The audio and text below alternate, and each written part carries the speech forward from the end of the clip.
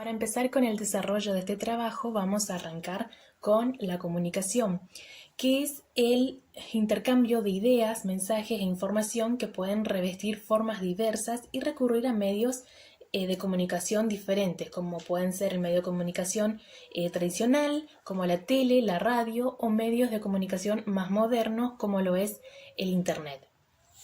También podemos decir que la comunicación es un conjunto de técnicas que permiten la difusión de mensajes, ya sean de forma escrita o de forma audiovisual.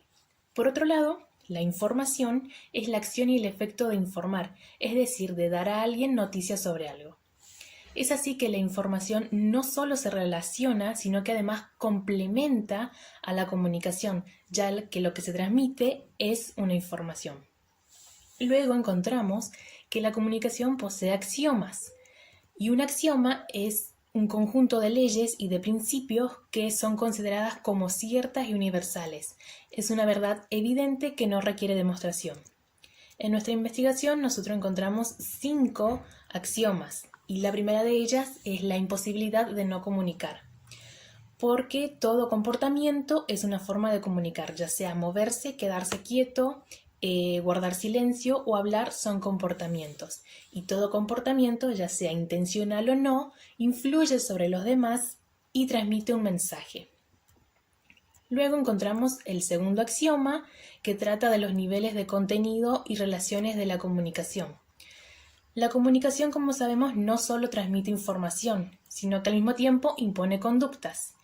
Y encontramos que se conocen dos operaciones. Tenemos los aspectos conativos y los aspectos referenciales. Los aspectos conativos se refieren a qué tipo de mensaje debe entenderse que es, cómo debe entenderse la comunicación de la relación entre los comunicantes. Y luego tenemos los aspectos referenciales, que hacen referencia al contenido del mensaje.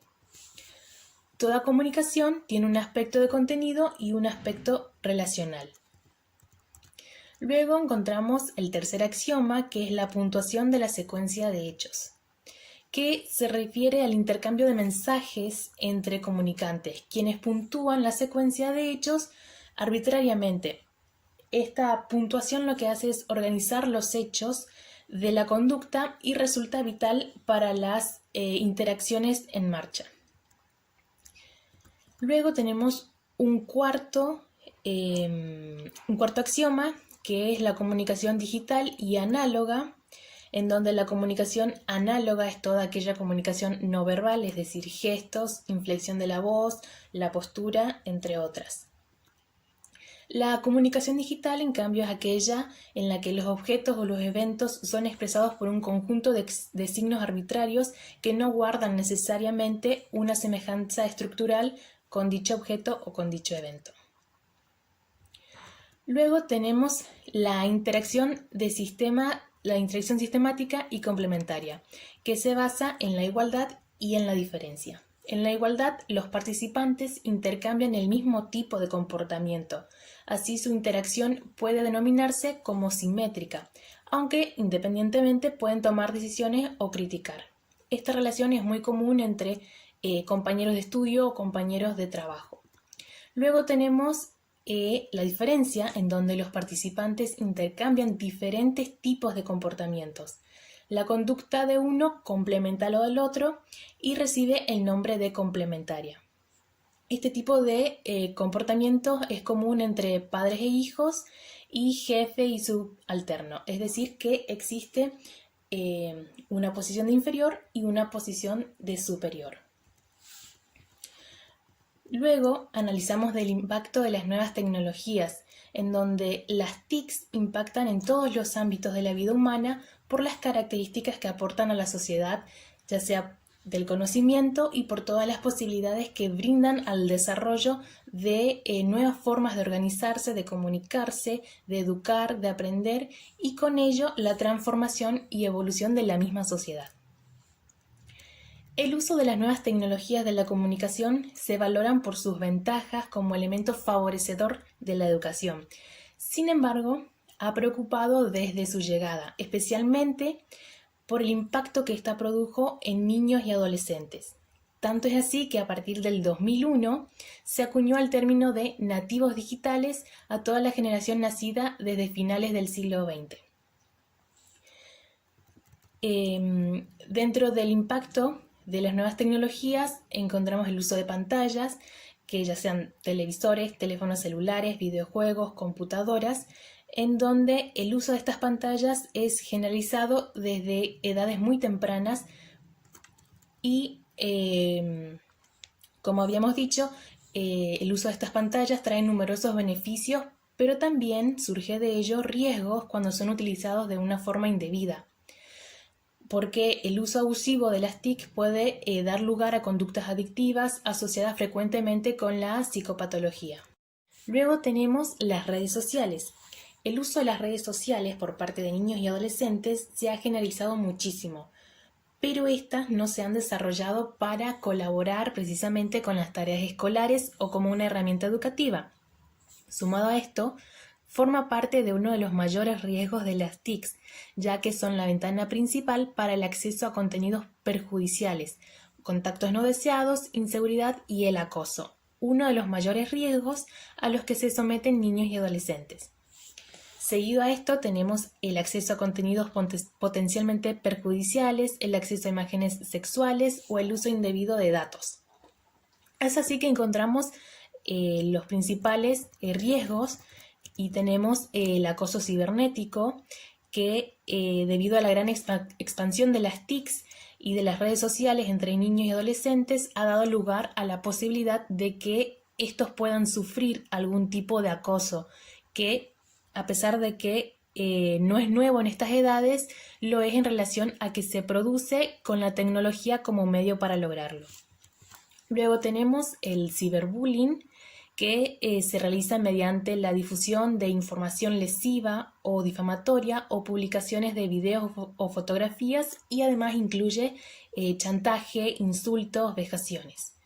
Luego tenemos el grooming, que es el acoso ejercido por un adulto a un menor y es realizado deliberadamente para establecer una relación y un control emocional con el fin de preparar el terreno para lograr un abuso sexual. El siguiente punto trata sobre la informática jurídica, que es la ciencia que se encarga de estudiar la aplicación de las tecnologías de la información y de la comunicación en el campo del derecho. Y en un sentido más estricto podemos decir que es aquella ciencia que se encarga de estudiar el tratamiento lógico y automatizado de la información jurídica, permitiendo así una fácil recuperación y consulta. Tiene como antecedente a la jurimetría, que fue planteada en 1949 y no es una rama del derecho, debido a que únicamente procesa la información jurídica que no genera derecho porque no es una causa ni efecto que fundamenta una ley. Esta está clasificada en tres. Tenemos la informática jurídica documental, la informática jurídica de gestión y control y la informática jurídica decisoria. La informática jurídica documental consiste en la creación, almacenamiento y recuperación de información jurídica, como lo son las leyes, la doctrina, los documentos administrativos, los contratos, expedientes judiciales, entre otras. Luego tenemos la informática jurídica de gestión y control, que se compone de programas a través de los cuales se asiste en la realización de actos y gestiones de tipo jurídico, como puede ser certificaciones, mandatos judiciales, contratos, y que fue en un sentido cómo nace la informática jurídica de gestión y control para posteriormente buscar el desarrollo de actividades jurídico-adjetivas. Luego tenemos la informática decisoria, que es a través de la cual se ayuda o se apoya en la toma de decisiones a través de sistemas de inteligencia artificiales que brindan soluciones a ciertas problemáticas judiciales.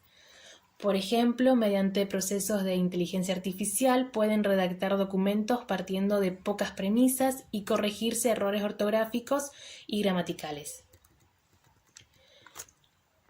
Ahora voy a hablar sobre las normativas SOPA, PIPA y ACTA, y vamos a empezar con la ley SOPA, que es la Stop Online Piracy o Acta de Cese de la Piratería en Línea, también conocida como la Ley SOPA, es un proyecto de ley presentado en la Cámara de Representantes de los Estados Unidos el 26 de octubre de 2011, que tiene por finalidad expandir las capacidades de la ley estadounidense para combatir el tráfico de contenidos con derechos de autor y bienes falsificados a través de Internet. Quienes proponen esta ley aducen a que se protegería al mercado de la propiedad intelectual y su correspondiente industria. Luego tenemos la ley ACTA, que es traducido como el Acuerdo Comercial Antifalsificación, que es un acuerdo multilateral voluntario que propone fijar protección y respaldo a la propiedad intelectual, casi de un modo autocrático en la medida que define lo que es permitido y lo que no. Luego tenemos la ley PIPA, que en español sería como la Ley de Protección de IP, la cual permite a empresas o a compañías que tienen patentes registradas debidamente o son autores de algún producto, como un software, por ejemplo, pueden bloquear el paso de usuarios hacia alguna página web donde pueda haber un uso indebido de las patentes o de las licencias en uso. Con estas leyes se quiere imponer la ley SOPA y la ley PIPA, que en realidad eran una pantalla de humo para poder imponer la otra ley, que es una mezcla de ambas, pero aumentadas en doble medida, que es la que se le llama ley ACTA, que fue promulgada en las cumbres mundiales para engañar y convencer a otros países. Esta cumbre fue celebrada en Japón el 11 de octubre de 2011 y fue aprobada por 8 países.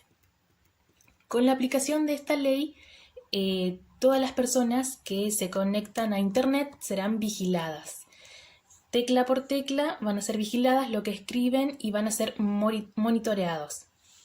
Con esta ley lo que se quiere es lograr que la información de las personas que están usando la computadora y que se conectan al Internet se pueda registrar todos sus movimientos, sus datos, por ejemplo, cómo se llama esa persona, la edad, la religión, informaciones como la de tarjeta de crédito, el banco, gustos, formas de pensar o de expresarse. La aplicación de esta ley va a provocar que, por ejemplo, toda música que esté publicado en la red sin permiso directo de la disquera o del artista va a ser eliminado. Después, todas las imágenes van a ser retiradas, cualquier imagen que contenga un logotipo o algún logo de alguna compañía que se esté usando para conseguir más ranking o visitas de algún sitio web también.